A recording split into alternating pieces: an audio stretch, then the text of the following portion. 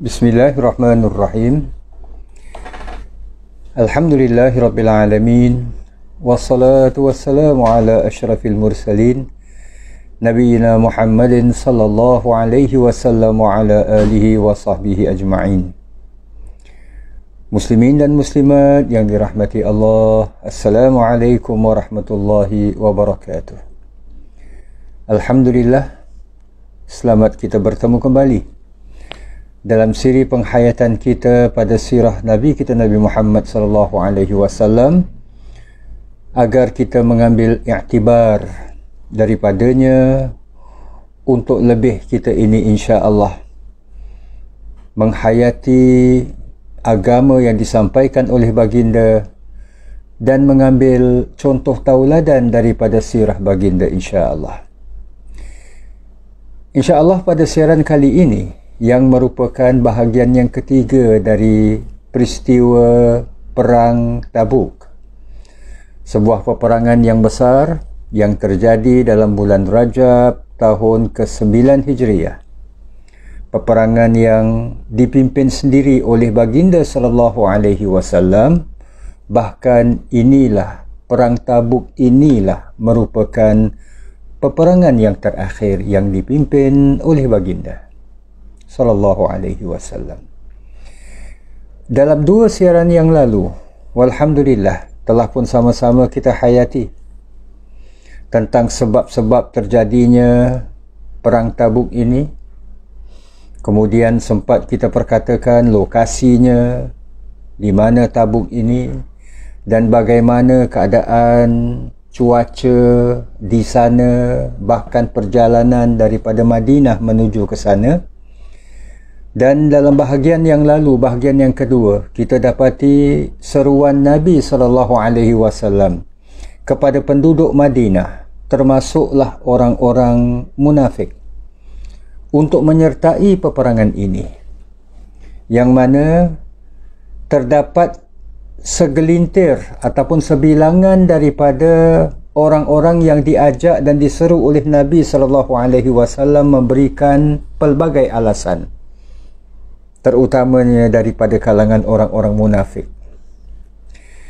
Dan Nabi SAW dalam mengajak kepada peperangan ini, yang mana bala tentera yang dipimpin oleh baginda SAW ini dalam sejarah dikenali sebagai Jaishul Usrah, iaitu sebagaimana yang telah pun sama-sama kita maklum dalam siaran yang lalu, Jaishul Usrah bermaksud pasukan tentera yang berhadapan dengan kepayahan, kesulitan.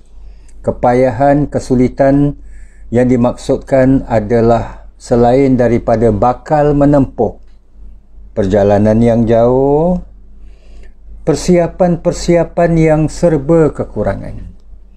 Dan insya-Allah izinkan saya dalam bahagian yang ketiga ini kita hayati lanjutan daripadanya insya-Allah.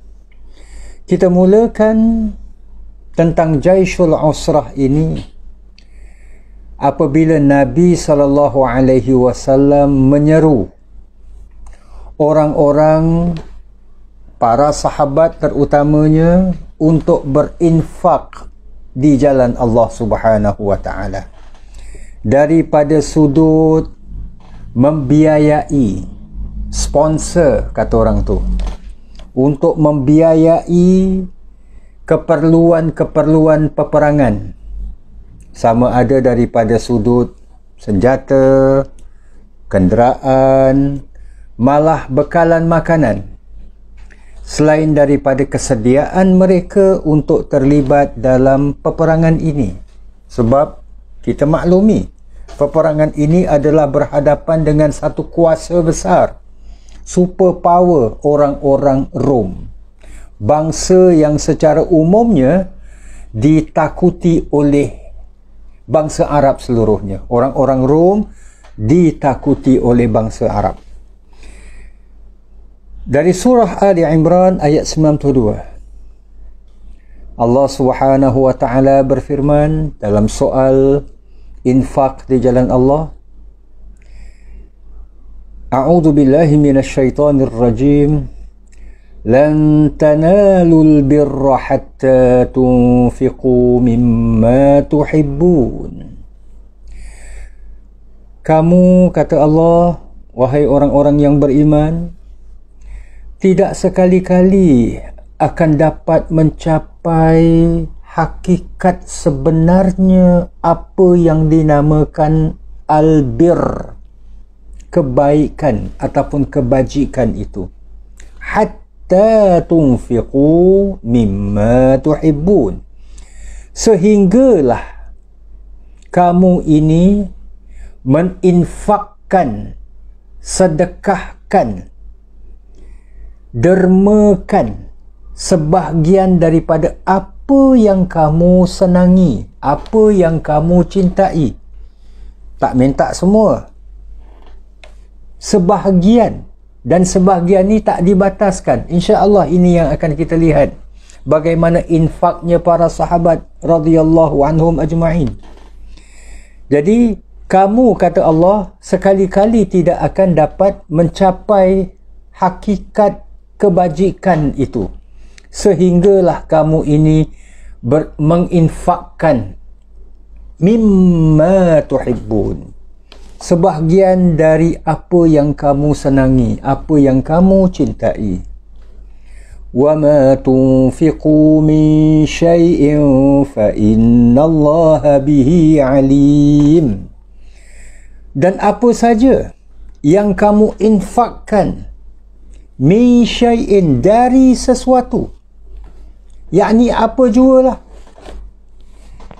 yang kamu dapat infakkan, macam kita sebutkan tadi, keperluan dalam nak buat persiapan perang ini ada beberapa hal memerlukan biaya. Orang yang mungkin dapat infakkan, dermakan, mungkin ada 2-3 ekor, jangankan kuda, jangankan unta, bagal pun sebagai kenderaan, contohnya lah, infakkan. Orang yang punya senjata, pedang beberapa bilah sekalipun, panah dan sebagainya, dermakan. Jadi apa saja, min syai'in fa innallaha bihi alim, maka sesungguhnya Allah Subhanahu wa taala Maha mengetahui. Muslimin dan muslimat yang dirahmati Allah, sebagaimana yang kita maklumi bersama bahawa dalam kisah Jaisyul Usrah ataupun dalam sejarah berkaitan dengan infaknya para sahabat, bila Nabi menyeru untuk siapakah yang mau berinfak di jalan Allah, orang pertama yang tampil untuk mendermakan sebahagian daripada apa yang ia miliki antaranya adalah Sayyidina Uthman bin Affan radhiyallahu anhu. Sayyidina Uthman, kita sedia maklum, berlatar belakangkan seorang peniaga, orang yang alhamdulillah ada sedikit harta. Maka ia infakkan sebahagian daripada hartanya di jalan Allah Subhanahu wa taala untuk membiayai Jaisyul Usrah ini, tentera yang bakal bergerak ke Tabuk. Selepas Sayyidina Uthman bin Affan radhiyallahu an, tampil pula sahabat Umar ibn al-Khattab radhiyallahu an. Umar mendermakan separuh daripada hartanya. Beliau memiliki harta, umpamanya lah, ini contoh, 10,000 dalam simpanannya, ia keluarkan 50%. 50 ataupun 5,000. Kalau beliau mempunyai contoh tadi 10,000, beliau mendermakan 5,000. So 5,000 lagi untuk biaya keluarganya, keperluan-keperluan keluarga dan sebagainya. Ini Sayyidina Umar. Akhirnya muslimin dan muslimat yang dirahmati Allah, ada sahabat-sahabat yang tampil ke hadapan. Itu yang kita katakan tadi. Yang punya bagal, bawa bagalnya. Yang punya unta, hadiahkan untanya. Yang punya panah, kadang panah tu cuma busur panah saja. Anak panah tak ada. Itu pun yang didermakan, diinfakkan di jalan Allah. Akhirnya Sayyidina Abu Bakar As-Siddiq radhiyallahu anhu, apa yang ia miliki, ia infakkan di jalan Allah Subhanahu wa ta'ala. Kisah ini biasa kita dengar, ya. Ia mendermakan semua hartanya. Semua harta yang ada pada Abu Bakar, sahabat agung ini, orang yang paling dicintai oleh Rasulullah sallallahu alaihi wasallam selepas Ummul Mukminin Aisyah radhiyallahu anha, mendermakan semuanya. Lalu Rasulullah sallallahu alaihi wasallam tanya kepada Abu Bakar, sebab ia mendermakan semua, tidak ada berbaki. Kalau contoh tadi 10,000, 10,000 semuanya. Rasulullah bertanya kepada Abu Bakar, wahai Abu Bakar, apa yang akan kau tinggalkan untuk anak dan isterimu? Abu Bakar dengan penuh rendah diri menjawab, ya Rasulullah, aku tinggalkan kepada mereka Allah dan Rasulnya. Maksudnya ajaran Islam ini dah cukup untuk membuat mereka ini redha dengan apa yang ada. Walaupun hidup pada hari ini, untuk makan esok belum tentu tahu ada atau tidak, tapi mereka insya-Allah akan redha. So muslimin dan muslimat yang dirahmati Allah, memang sukar untuk mencapai kebajikan seperti mana sahabat-sahabat agung ini, terutamanya Abu Bakar As-Siddiq radhiyallahu anhu. Tapi setidak-tidaknya ia menjadi satu pengajaran untuk kita ambil, di mana infak di jalan Allah sekadar mana yang kita termampu. Akhirnya infak itu mengikut kadar kemampuan masing-masing. Dan kadar sebagaimana yang kita maklumi bersama, ia tidak ditentukan dengan amount, dengan jumlah. Orang yang mendermakan $100 garanti lebih baik daripada orang yang mendermakan hanya $2. $100 lagi banyak kan berbanding dengan $2 je. Tapi muslimin dan muslimat yang dirahmati Allah, orang yang mendermakan $100 daripada walletnya, contoh je, dimasukkan tabung $100, tapi dalam walletnya itu ada lagi beberapa ratus.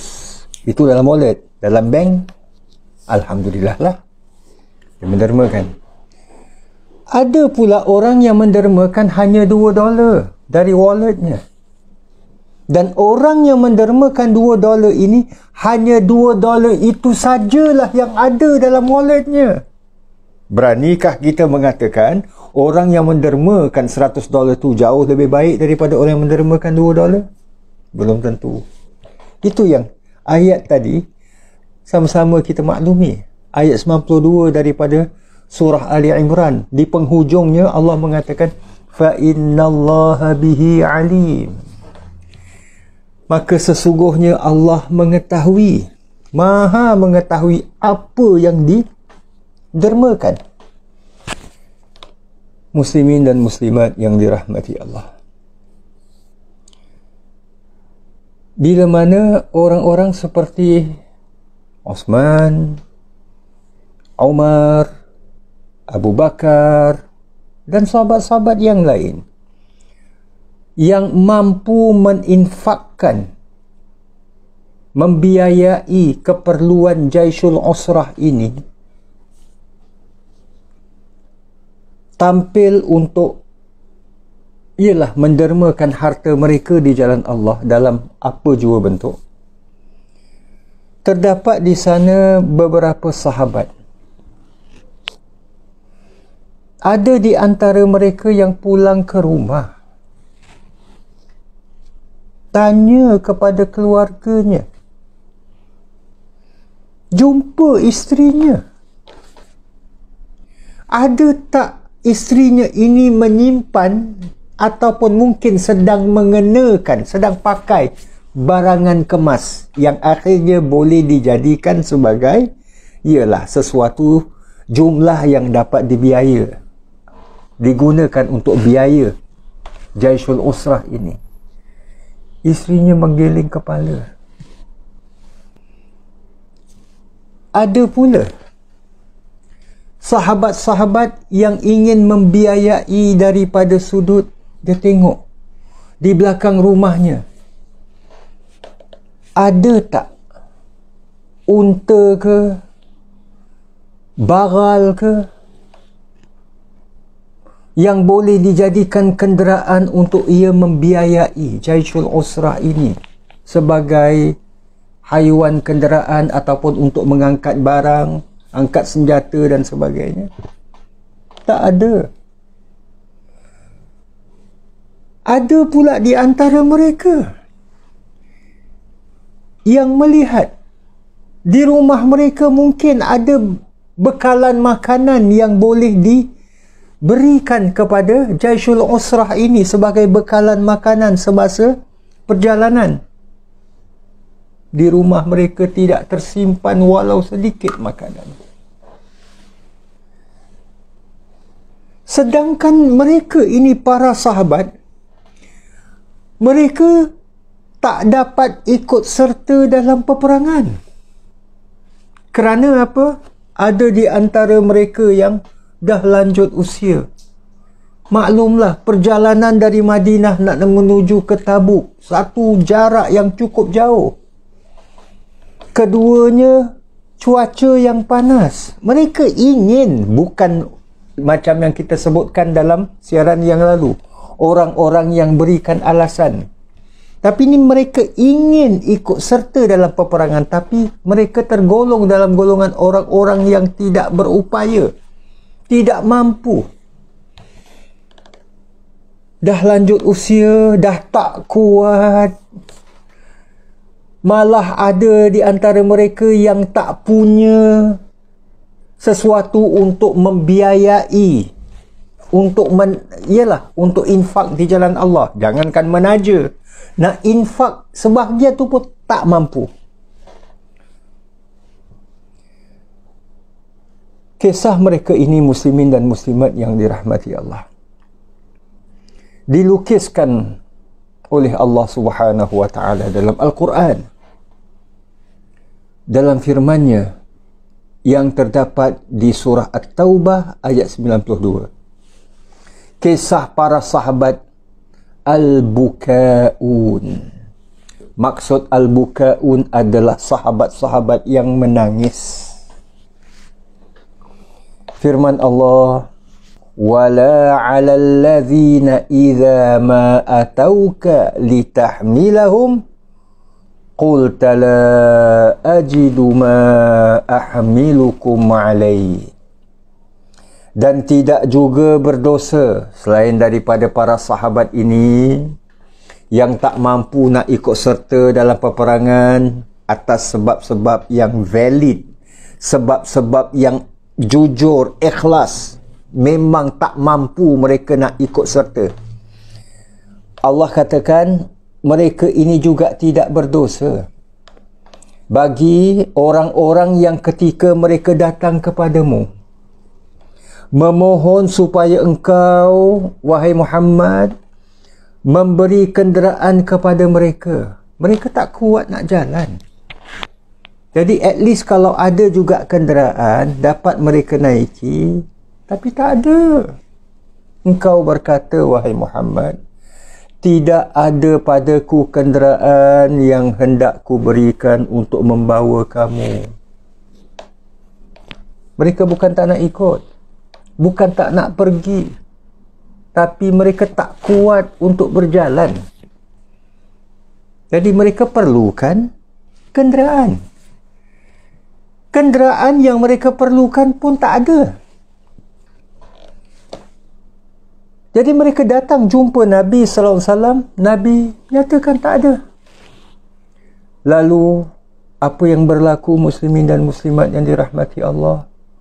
Tawallaw wa a'yunuhum tafidu minad dam'i hazanan alla yajidu ma yunfiqun.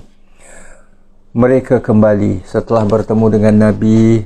Mereka tanya, ada tak kenderaan yang dapat membawa kami? Nabi kata tak ada. Mereka kembali sedang mata mereka mengalirkan air mata yang bercucuran. Tafidu minad dam'i. Air mata yang bercucuran hazanan, kerana sedih bahawa alla yajidu ma yunfiqun, kerana mereka ini tidak mempunyai sesuatu yang hendak mereka belanjakan untuk berjuang di jalan Allah Subhanahu wa ta'ala. Mereka menangis. Tak ada sesuatu yang dapat mereka sumbangkan. Mereka cuba nak menyumbangkan tenaga, tapi mereka macam disebutkan tadilah, tergolong dalam golongan orang-orang yang tidak berkeupayaan. Jadi kalau ada, at least lah ada kenderaan yang dapat membawa mereka. Yes. Inilah muslimin dan muslimat yang dirahmati Allah. Hebatnya generasi awal yang diasuh, yang dibentuk, yang dididik oleh Nabi kesayangan kita, Nabi Muhammad SAW. Akhirnya mereka ingin menyumbang kepada albir, kebaikan itu. Kita boleh rujuk surah At-Taubah ayat 92. Muslimin dan muslimat yang dirahmati Allah. Kita selongkar sedikit beberapa peristiwa yang terkait dengan Jaishul Usrah ini. Pertamanya kisah Sayyidina Ali bin Abi Talib radhiyallahu anhu. Sayyidina Ali agak terlewat dalam nak buat persiapan. Kita sedia maklum muslimin dan muslimat dirahmati Allah. Sayyidina Ali adalah tergolong dalam golongan para sahabat yang boleh dikatakan miskin. Banyak kerja-kerja rumah yang dilakukan sendiri oleh Sayyidina Ali bagi meringankan bebanan isterinya, iaitu putri Rasulullah, Fatimah Az-Zahra. Ia akan membantu Fatimah buat kerja-kerja rumah.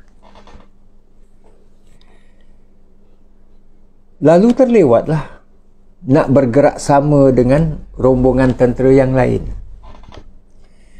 Bila ia mula bergerak, orang-orang munafik, dahlah diorang ni tak ikut serta dalam perang bila Nabi ajak, dengan alasan macam kita dah sedia maklum, macam-macam lah, cuaca panas lah, kami nak jaga iman kita, takut tergoda dengan perempuan-perempuan sana, kita nak buat masjid, macam-macam.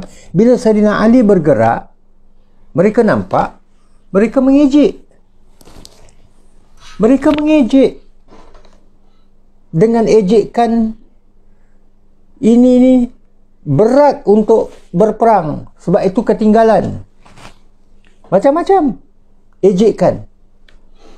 Sayyidina Ali radhiyallahu an tetap bergerak menaiki kenderaannya dan alhamdulillah sempat menyusul Nabi SAW di pertengahan jalan, iaitu belum sampai ke Tabuk, di mana Sayyidina Ali ketika itu Nabi SAW pun sedang berehat.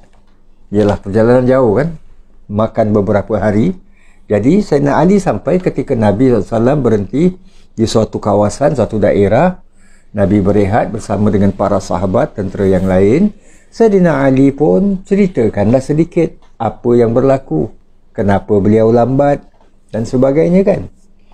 dan ejekan yang dibuat oleh orang-orang munafik.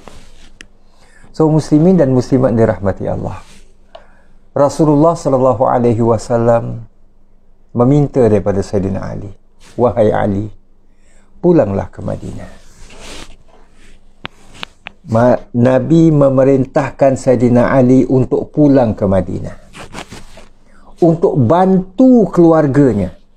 Maknanya tak payah teruskan perjalanan ikut Rasulullah SAW bersama tentera yang lain. Pulang semula ke Madinah, bantu keluargamu. Sayyidina Ali keberatan.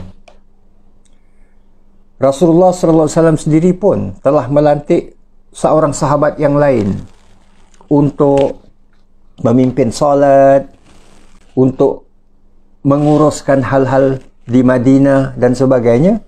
Maka Sayyidina Ali merasakan, kalau begitu tak apalah beliau ikut serta dalam peperangan ini. Tapi Nabi perintahkan, wahai Ali, pulanglah ke Madinah. Sayyidina Ali keberatan. Rasulullah SAW kemudian mengatakan, wahai Ali, bantulah untuk menguruskan keadaan di Madinah.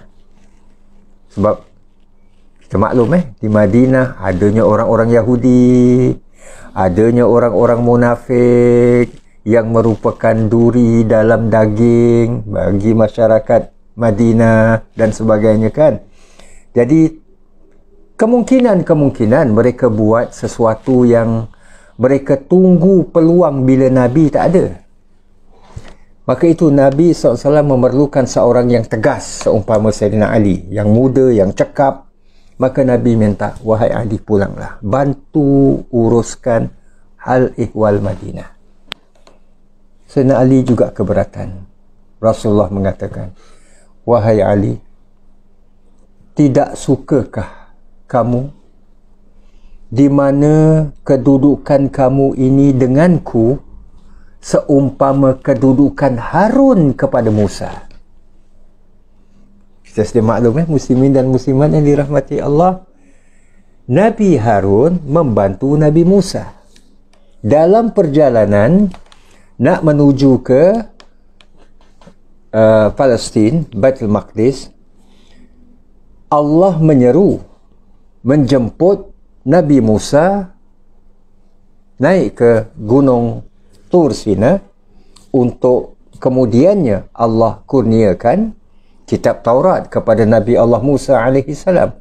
Sebelum Nabi Musa naik ke Tur Sina, Nabi Musa tinggalkan kaumnya dan meminta daripada Nabi Allah Harun yang membantu Nabi Musa alaihi salam untuk menjaga hal ehwal orang-orang Bani Israel yang ditinggalkan ini. Jadi Nabi SAW mengatakan demikian, tidak sukakah kamu wahai Ali, yang mana kedudukan kamu denganku seumpama Harun kepada Musa? Lebih kurang maksudnya. Bila Nabi mengatakan demikian, Sayyidina Ali akur dan bergeraklah beliau kembali semula ke Al-Madinah Al-Munawwarah. Kedua, kisah Abu Khaisamah. Abu Khaisamah ini seorang sahabat, orang yang soleh. Abu Khaisamah ini bila dalam perjalanan ia berpatah balik semula ke rumah, ke Madinah. Bila sampai di rumah, Abu Khaisamah ini okeylah, boleh tahanlah orangnya. Ada sedikit kebun, rumah pun okey, dan punya 2 orang isteri malah. Abu Khaisamah ni bila sampai di rumah, ia belum masuk ke rumah, ia melihat isteri-isterinya ini dengan pembantu-pembantunya sedang bekerja di kebun. Lalu bila mana isteri-isterinya pun isteri-isteri yang taat lah, walhamdulillah, nampak suaminya balik, mereka pun cepat-cepat menyiapkan makanan untuk Abu Khaisamah. Ini belum lagi Abu Khaisamah masuk ke rumah. Isteri daripada jauh dah nampak isteri-isterinya ini menyiapkan makanan. So, makanan dengan minuman, hidangan semualah, senang cakap. Maka kita dapati bahawa bila mana Abu Khaisamah ini baru nak masuk rumah saja dan isteri-isterinya ini memanggil untuk menjamu selera, Abu Khaisamah radhiyallahu an terus teringatkan siapa ya? Teringatkan Rasulullah sallallahu alaihi wasallam. Ia terfikir, wajarkah aku menyantap makanan yang enak, yang sedap, duduk di samping orang-orang kesayanganku, sedangkan Rasulullah sallallahu alaihi wasallam kelaparan? Sedangkan Rasulullah sallallahu alaihi wasallam dalam kepayahan. Aku duduk tenang-tenang, rehat-rehat, makan sedap-sedap di dalam rumah, teduh. Sedangkan Rasulullah sallallahu alaihi wasallam kepanasan dengan cuaca yang panas. Abu Khaisamah akhirnya mohon maaf daripada isteri-isterinya. Abu Khaisamah mengatakan, maaf wahai isteri-isteriku, aku tidak sanggup untuk menyantap makanan sedangkan Rasulullah sallallahu alaihi wasallam dah berhari-hari tak makan. Aku tak sanggup bersenang lenang dengan orang-orang kesayanganku, dengan kamu semua, sedangkan Rasulullah sallallahu alaihi wasallam sedang dalam perjalanan nak berhadapan dengan tentera Rom, tentera musuh ini. Maka Abu Khaisamah mohon kemaafan daripada isteri-isterinya ini, lalu ia pun bergerak meninggalkan mereka. Sebahagian riwayat ada menyatakan bahawa ia minta sedikit makanan itu dengan alasan ia tak sempat nak makan di rumah, ia makan dalam perjalanan. Yang mana sebenarnya makanan ini kemudiannya ia berikan kepada Rasulullah sallallahu alaihi wasallam. Jadi muslimin dan muslimat yang dirahmati Allah, ialah isteri-isterinya ini akur, wanita-wanita salihah, terima apa juga keputusan suaminya. Maka Abu Khaisamah tak masuk rumah pun, terus bergerak berangkat kembali menyusul Rasulullah sallallahu alaihi wasallam, rombongan tentera muslimin.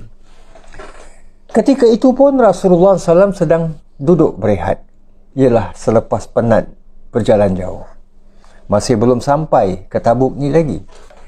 Tiba-tiba semasa Rasulullah sedang duduk bersama dengan para sahabat, sahabat-sahabat melihat, ada seseorang yang datang dengan kenderaannya, dengan menaiki untanya.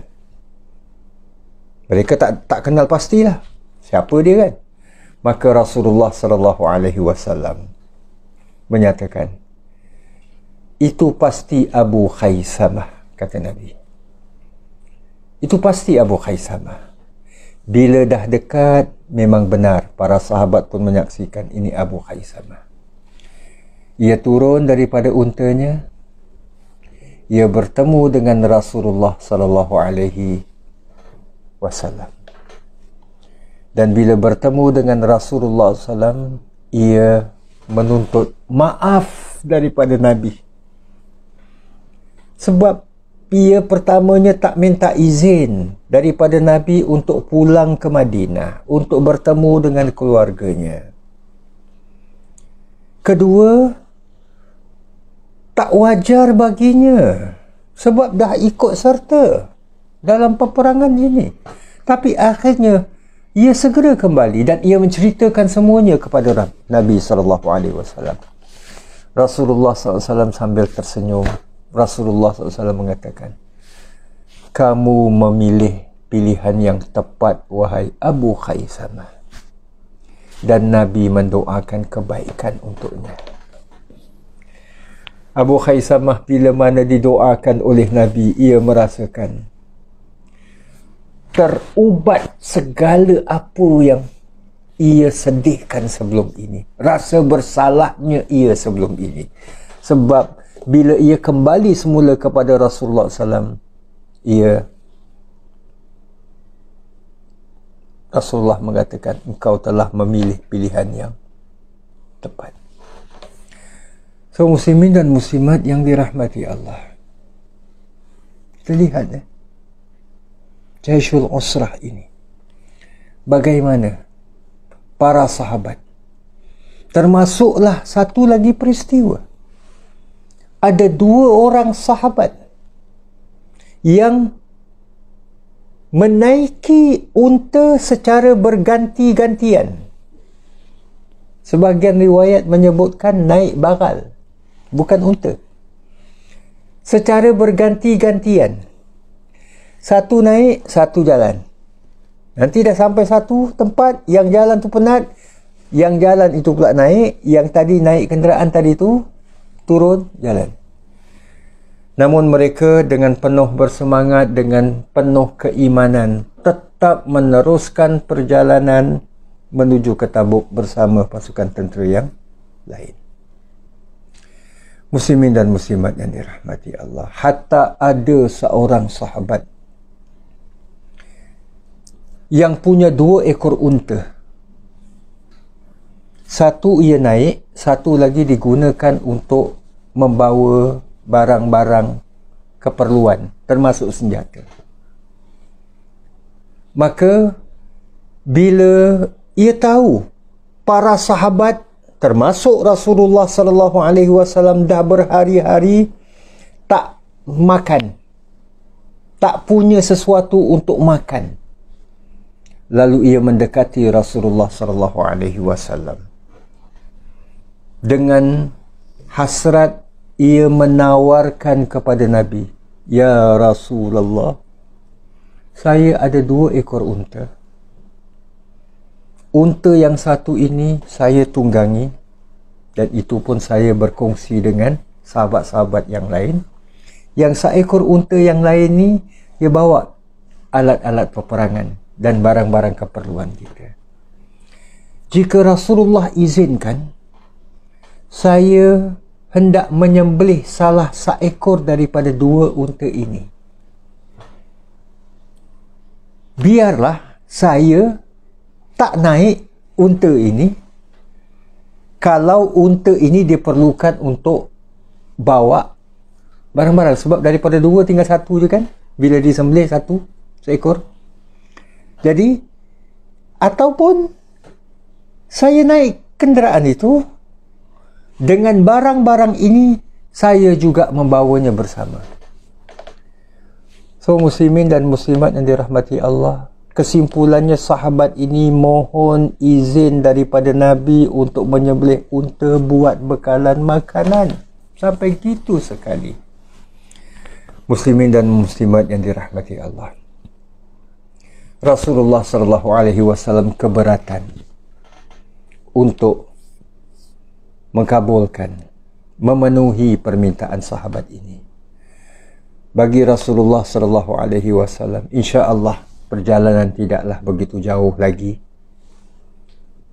untuk sampai ke satu kawasan yang mungkin ada di sana kita dapat membeli dengan sedikit harta yang dibekalkan ini oleh para sahabat, ialah yang membolehkan untuk kita makan. Sebab Nabi memikirkan, ini baru perjalanan pergi, belum tentu lagi. Kalau ditakdirkan, insya-Allah Allah memberikan kemenangan di sisi orang-orang Islam, perjalanan pulang pula bagaimana? Tetap masih memerlukan kenderaan. Lebih-lebih lagi kalau ada di antara sahabat-sahabat yang terluka, khususnya terluka di bahagian kaki yang tak boleh berjalan, so perlukan kenderaan. Maka Nabi keberatan. Muslimin dan muslimat yang dirahmati Allah, kita lihat bagaimana pengorbanan para sahabat untuk kebajikan yang lain. Bila mereka, sahabat-sahabat ini melihat Rasulullah sallallahu alaihi wasallam dan sahabat-sahabat yang lain tiada bekalan makanan, sanggup untuk menyembelih untanya. Bukan untuk makan sendiri. Dan bersama Rasulullah, seekor unta. Bayangkan, bermakna untuk dapat makan bersama. Kita lihat bagaimana ukhuwah, persaudaraan. Bagaimana fahamnya para sahabat ini tentang erti kebajikan. Maknanya apa yang aku mampu untuk menyumbang untuk manfaat bersama, manfaat bagi yang lain juga, maka itu akan aku lakukan. Itu dasar kebajikan. Kaum muslimin dan muslimat yang dirahmati Allah, insya-Allah kisah para sahabat Jaisyul Usrah ini masih lagi dalam peristiwa, dalam kisah sejarah perjalanan menuju ke Tabuk ini akan kita sambung dalam siaran yang akan datang dengan izin Allah Subhanahu wa taala. Antaranya mereka, para sahabat ini yang dipimpin oleh Nabi sallallahu alaihi wasallam, menghampiri dan melewati kawasan Hijr, kawasan yang pernah Allah turunkan bala kepada penduduknya, iaitu para pengikut ataupun kaum Nabi Allah Saleh alaihi salam. InsyaAllah ini akan kita hayati dalam pertemuan yang akan datang ataupun siaran yang akan datang dengan izin Allah Subhanahu wa taala. Terima kasih di atas kesudian bersama. Aqulu qawli hadha wa astaghfirullahal azim li wa lakum wa lisairil muslimin. Wassalamualaikum warahmatullahi wabarakatuh.